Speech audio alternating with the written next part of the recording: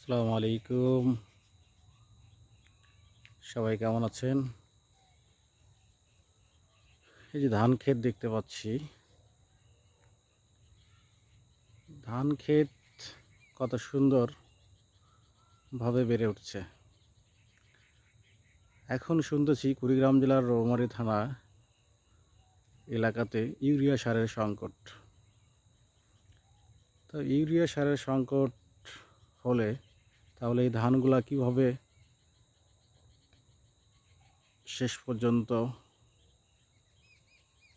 কৃষকরা ঘরে তুলবে? বিষয়টা চিন্তার বিষয়। অনুরোধ করব সংশ্লিষ্ট যারা আছেন তাদেরকে, যে আমাদের এই অঞ্চলের কৃষকরা যাতে এই ধান চাষ করতে সারের সংকটে না পড়ে সে ভূমিকা রাখার জন্য।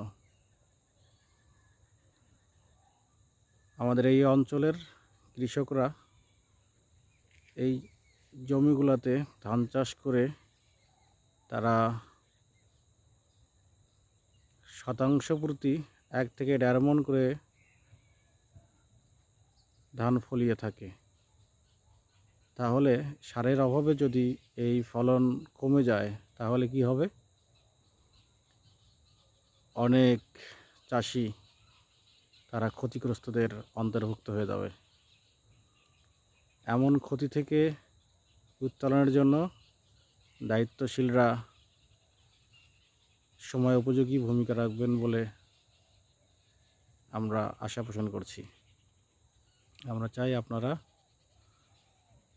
আপনাদের দক্ষতার পরিচয় দিয়ে আমাদের এই অঞ্চলের কৃষকদের পাশে দাঁড়াবেন। সারের সংকট কিভাবে দূর করা যায় দ্রুততম সে ব্যবস্থাগুলো নেবেন। আজ এ পর্যন্তই। সবাই ভালো থাকবেন, সুস্থ থাকবেন, সুন্দর থাকবেন। আল্লাহ হাফেজ।